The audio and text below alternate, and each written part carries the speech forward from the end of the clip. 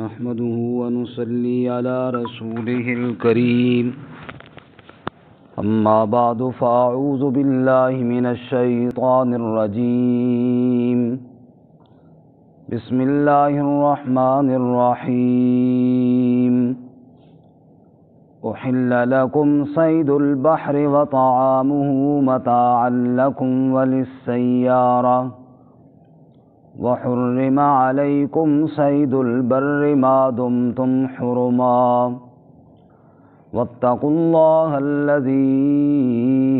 إليه تحشرون جعل الله الكعبة البيت الحرام قياما للناس والشهر الحرام والهدي والقلائد ذلك لتعلموا أن الله يعلم ما في السماوات وما في الأرض وأن الله بكل شيء عليم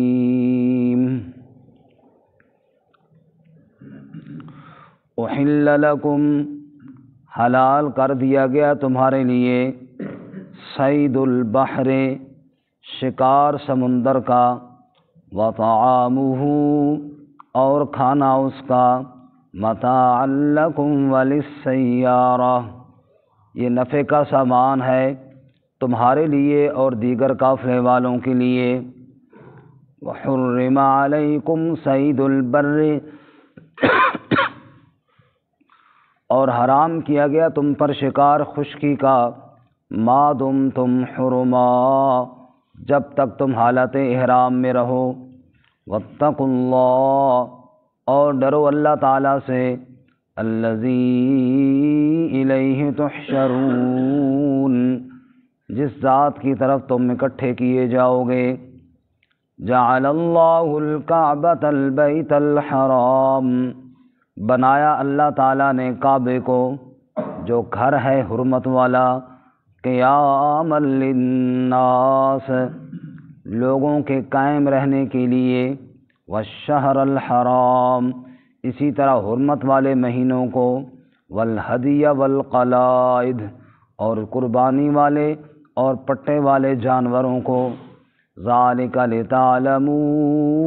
ان اللہ یہ اس لیے تاکہ تم جان لو کہ بے شک اللہ تعالی یعلم ما فی السماوات وما فی الارض وہ جانتا ہے جو آسمانوں میں ہے اور جو کچھ زمین میں وَأَنَّ اللَّهَ بِكُلِّ شَيْءٍ عَلِيمٌ اور بے شک اللہ تعالی ہر شے کے ساتھ علم رکھنے والا ہے سبحان ربک رب العزت عما یصفون وسلام علی المرسلین والحمد للہ رب العالمین اللهم صل على محمد وعلى آل محمد كما صليت على إبراهيم وعلى آل إبراهيم إنك حميد مجيد اللهم بارك على محمد وعلى آل محمد كما باركت على إبراهيم وعلى آل إبراهيم إنك حميد مجيد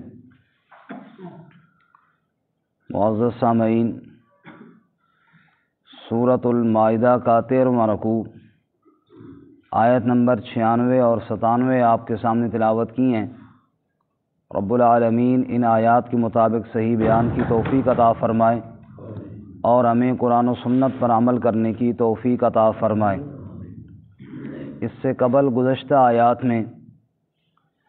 آپ حضرات کو یاد ہوگا کہ اللہ رب العزت نے حلت اور حرمت کے مسائل بیان فرمائے اور بتایا کسی چیز کو حرام کرنا یا حلال رہنے دینا یہ کسی انسان کے پاس اختیار نہیں یہ اختیار کس کے پاس ہے اللہ رب العالمین کے پاس ہے اس سلسلے میں پچھلے رکوع میں جو چیزیں اللہ نے حرام کی تھیں ان کا بیان تھا جیسے اللہ تعالیٰ نے شراب کو حرام کیا جوئے کو حرام کیا اسی طرح تیروں کے ساتھ تقسیم کرنے کو حرام کیا، بتوں کے نام پہ دی جانے والی چیزوں کو اللہ نے حرام کیا، اور یہ وہ چیزیں تھیں جو عقلاً اور نقلاً حرام ہیں۔ پھر اللہ تعالیٰ نے اس رکوع میں ان چیزوں کا ذکر کیا کہ جو ہیں تو ویسے حلال، لیکن بعض مواقع پر اللہ تعالیٰ نے حرام کیے ہیں، جیسے حالت احرام میں شکار کو اللہ تعالیٰ نے حرام کیا ہے۔ اس سے پچھلے سبق میں ہم نے یہ پڑھا تھا کہ حالت احرام میں شکار کرنا کیا ہے؟ منع ہے، اور اگر کوئی کر دے تو اس کو بدلہ دینا ہوگا، جانور جیسا اس نے مارا اس کی مثل دینا ہوگا، چاہے وہ قیمت سے ہو چاہے وہ اس جیسا جانور ہو، لیکن اس کی مثل اس کو دینا ہوگا، اور اس کی مثل جو جانور ہے وہ قربانی حدود حرم میں جا کر ذبح کی جائے گی، یا اگر قربانی کے جانور کے بقدر نہیں بنتا، وہ کم ہے، تو پھر وہ کھانا مسکینوں پر صدقہ کرنا ہوگا۔ آج کے سبق میں اسی سے متعلق ایک حکم ہے کہ حالت احرام میں سمندری شکار کرنا جائز ہے، مچھلی وغیرہ پکڑنا وہ منع نہیں ہے۔ شکار جو منع کیا گیا ہے وہ خشکی کا شکار منع کیا گیا ہے۔ خشکی میں آپ جانتے ہیں کہ کچھ جانور ہوتے ہیں، اسی طرح پرندے ہوتے ہیں، یہ خشکی میں شکار ہوتے ہیں، اور سمندر میں مچھلیاں وغیرہ شکار ہوتی ہیں، تو مچھلیوں کا شکار یعنی سمندری جانوروں کا شکار وہ رخصت ہے، وہ منع نہیں ہے۔ اور یہاں پہ اللہ تعالیٰ نے فرمایا کہ یہ جو سمندری شکار ہے یہ تمہارے لیے بھی اور دیگر قافلے والوں کے لیے بھی نفع کا سامان ہے۔ اور آج بھی آپ دیکھیے کہ مارکیٹوں میں تیار مچھلی جو آپ کو ملتی ہے، ہر بندہ تسلی کے ساتھ یہ لیتا ہے کہ یار باقی پتہ نہیں کس نے ذبح کی ہوگی کسی نے نہیں کی ہوگی، تو تسلی کے ساتھ آج بھی حاجیوں کے لیے بھی دیگر مسافروں کے لیے بھی، جیسا کہ اللہ نے یہاں پہ فرمایا ہے کہ یہ ایک شکار تسلی بخش شکار ہے جس کو خوشی کے ساتھ ہر مسلمان کھا سکتا ہے، تو اللہ تعالیٰ نے فرمایا کہ اس کی تمہیں اجازت ہے۔ چونکہ جو حلال چیزیں اللہ تعالیٰ بعض دفعہ پابندی لگاتے ہیں، ان کا مقصد صرف یہی ہوتا ہے کہ کون بن دیکھے اللہ تعالیٰ کے حکم کو پورا کرتا ہے۔ یہی وجہ ہے کہ رمضان میں ہم دیکھتے ہیں کہ وہی چیزیں جو حلال ہیں اور اپنی محنت کمائی کی ہے، گھر میں موجود ہیں، طلب بھی ہے، لیکن ان سے روکا جاتا ہے صرف اس بات کے اظہار کے لیے، اے اللہ تیرے حکم کے آگے ہمارا سر جھکا ہوا ہے۔ تو یہاں بھی اللہ رب العزت نے خشکی کے شکار کو منع کیا، سمندر کے جائز کیا۔ اب کوئی بندہ یہ نہ کہے کہ یہ کیوں کیا، بھائی اللہ تعالیٰ یہی تو دیکھنا چاہتے ہیں کہ کون میرا بندہ میرے کس حکم پہ عمل کرتا ہے اور کون میرے حکم پہ عمل نہیں کرتا۔ احکامات الہیہ اگر عقل میں سمجھ میں آئیں پھر بھی ان پہ عمل کرنا ہے، اور اگر سمجھ میں نہ آئے پھر بھی ان پر عمل کرنا ہے۔ اسی چیز کا نام تو بندگی ہے۔ ایک انسان یہاں سے لاکھوں روپے لگا کر جاتا ہے حج کے لیے، اور وہاں جا کے کیا کرنا ہے؟ بس چکر لگانا ہے، دوڑنا ہے، اور ادھر جانا ہے اور وہاں جانا ہے اور وہاں جانا ہے، اور پھر واپس آ جانا ہے۔ اب عقل والے تو اس کے بھی خلاف باتیں کرتے ہیں، جناب او جی کیا ضرورت ہے اتنا خرچہ کرنے کی، لیکن بندگی والے مسلمان جو اللہ کی بندگی کے لیے ہر وقت کمر بستہ ہیں، وہ تڑپتے ہیں کہ ہمیں یہ موقع ملے اور ہم وہاں جا کر چکر لگائیں، کیونکہ ہمارا رب اس سے خوش ہوتا ہے، اور ہم نے ہر وہ کام کرنا ہے جس سے اللہ تعالیٰ خوش ہوتے ہیں۔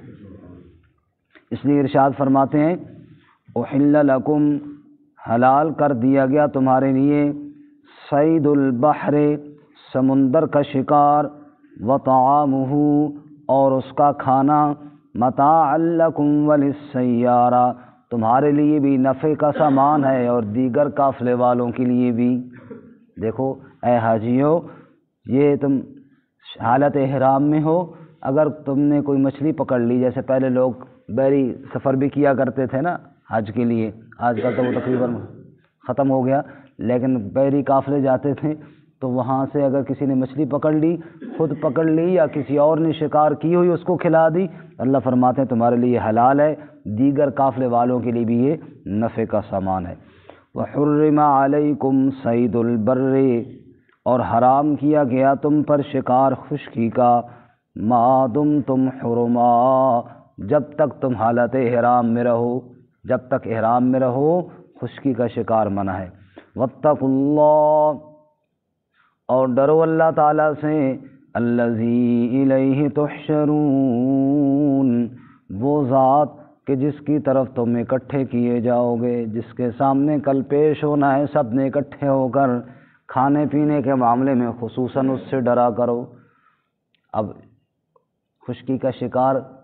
حدود حرم میں بہت آسان ہے کرنا، لیکن اللہ تعالیٰ نے منع کیا ہے، فرمایا اللہ تعالیٰ سے ڈرو، یہ تاکہ پتہ چلے کہ کل تم نے رب کے سامنے پیش ہونا ہے۔ باقی فرمایا جن چیزوں کو اللہ نے حرمت دی ہے اور عزت دی ہے، ان کی حرمت اور عزت کا خیال بھی کرو، جن میں سب سے بڑی چیز کعبۃ اللہ ہے۔ سبحان اللہ۔ فرمایا جعل اللہ الکعبۃ البیت الحرام قیاما للناس، اللہ نے کعبے کو بنایا، جو حرمت والا گھر ہے، عزت والا گھر ہے، اللہ نے کعبے کو لوگوں کے قائم رہنے کا ذریعہ بنایا۔ تو جو کرنا جی،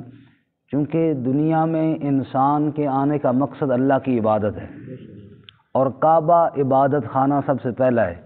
ان اول بیت وضع للناس للذی ببکۃ مبارکا وہدی للعالمین، تو مقصد دنیا میں آنے کا عبادت ہے،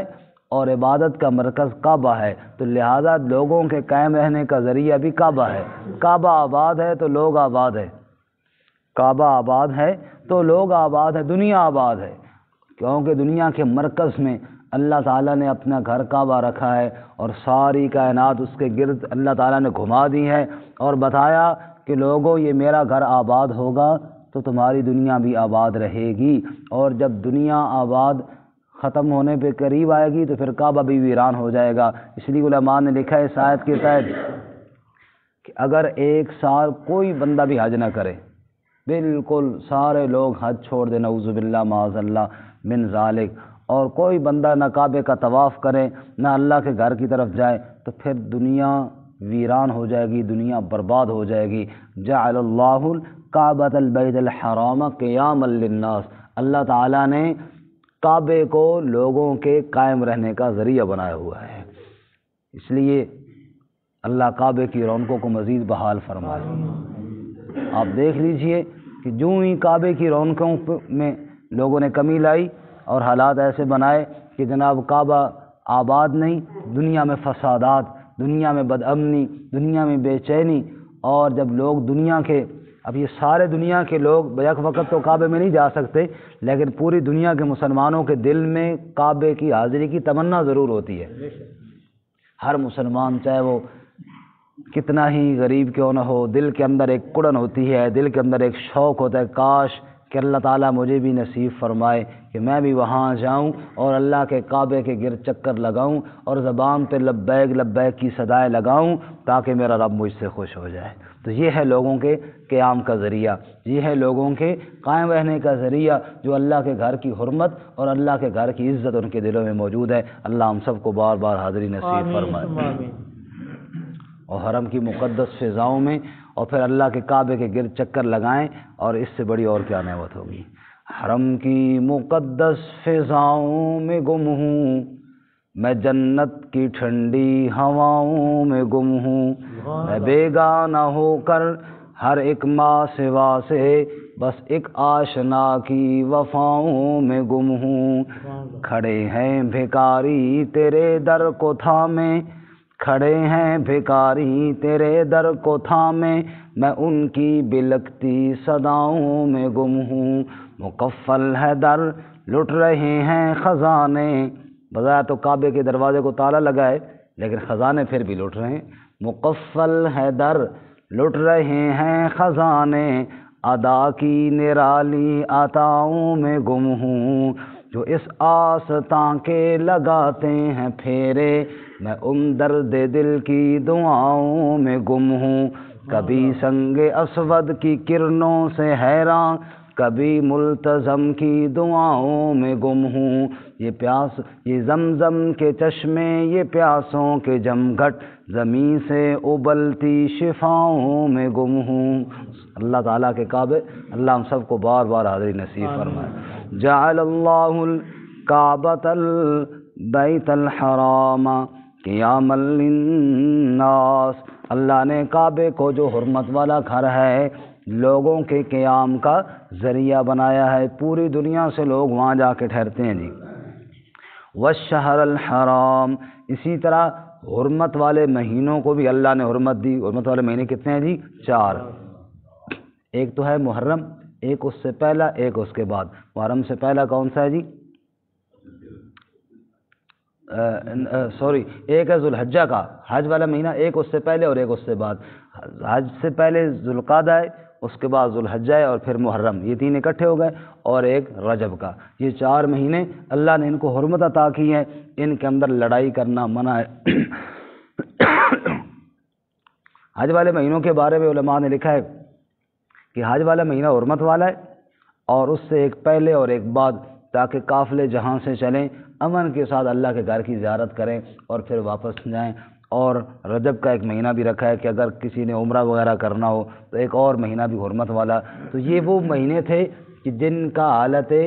اسلام سے پہلے بھی لوگ احترام کیا کرتے تھے، تو ان کو حرمت بھی کس نے عطا فرمائی؟ اللہ تعالیٰ نے۔ تو فرمایا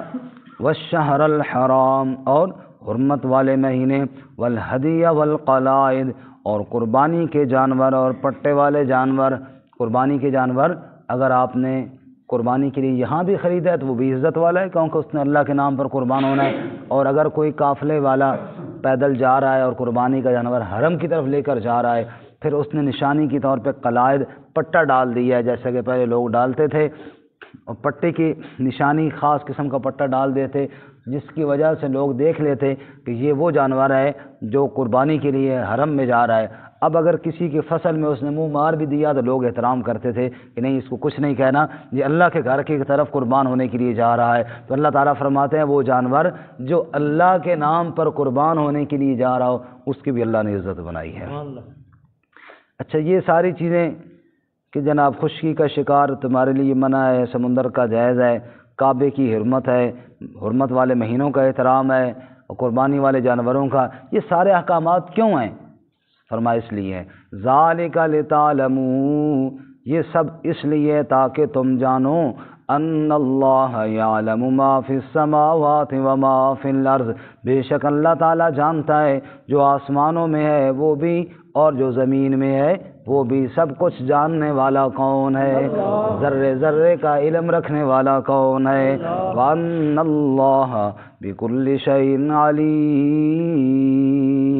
اور بے شک اللہ تعالیٰ ہر شے کے ساتھ علم رکھنے والا ہے۔ ساری کائنات والے اگر پردوں کے اندر بھی کام کریں، چھپ کر کے بھی، دنیا سے تو چھپ جائیں گے لیکن اللہ سے کوئی چھپ نہیں سکتا۔ اس لیے سورہ لقمان میں حضرت لقمان اپنے بیٹے کو نصیحت کرتے ہیں، یا بنی انہا ان تک مثقال حبۃ من خردل فتکن فی صخرۃ، اے بیٹے اگر کوئی چھوٹی سی چیز ہو، رائی کے دانے کے برابر ہو، پھر پتھر کی کسی چٹان میں ہو، او فی السماوات او فی الارض، یا ساتوں آسمانوں میں سے کسی حصے اور کونے میں ہو، یا زمینوں میں سے کہیں چھپی ہوئی ہو، یأتی بہ اللہ، ساری دنیا سے تو چھپ سکتی ہے لیکن اللہ سے نہیں چھپ سکتی۔ اس لیے فرمایا اللہ تعالیٰ ہر چیز کے ساتھ علم رکھنے والا ہے۔ اللہ تعالیٰ ہمیں بھی عمل کی توفیق عطا فرمائے۔ ترجمہ دوبارہ سن لیں جی۔ احل لکم صید البحر، حلال کر دیا گیا تمہارے لیے شکار سمندر کا، وطعامہ متاعا لکم وللسیارہ، اور اس کا کھانا تمہارے لیے بھی نفع کا سامان ہے اور دیگر قافلے والوں کے لیے بھی۔ وحرم علیکم، اور حرام کیا گیا تم پر، صید البر، شکار خشکی کا، ما دمتم حرما، جب تک تم احرام میں رہو۔ واتقوا اللہ الذی الیہ تحشرون، اور ڈرو اللہ تعالیٰ سے وہ ذات کہ اس کی طرف تم اکٹھے کیے جاؤ گے۔ جعل اللہ الکعبۃ البیت الحرام، اللہ نے بنایا کعبے کو جو حرمت والا گھر ہے، قیاما للناس، لوگوں کے قائم رہنے کے لیے، والشہر الحرام، اور حرمت والے مہینے، والہدی والقلائد، اور قربانی اور پٹے والے جانوروں کو، ذالک لتعلموا، یہ اس لیے تاکہ تم جان لو، ان اللہ یعلم، کہ بے شک اللہ تعالیٰ جانتا ہے، ما فی السماوات و ما فی الارض، جو کچھ آسمانوں میں ہے اسے بھی اور جو کچھ زمین میں ہے اسے بھی، وان اللہ بکل شیء علیم، اور بے شک اللہ تعالیٰ ہر شے کے ساتھ علم رکھنے والا ہے۔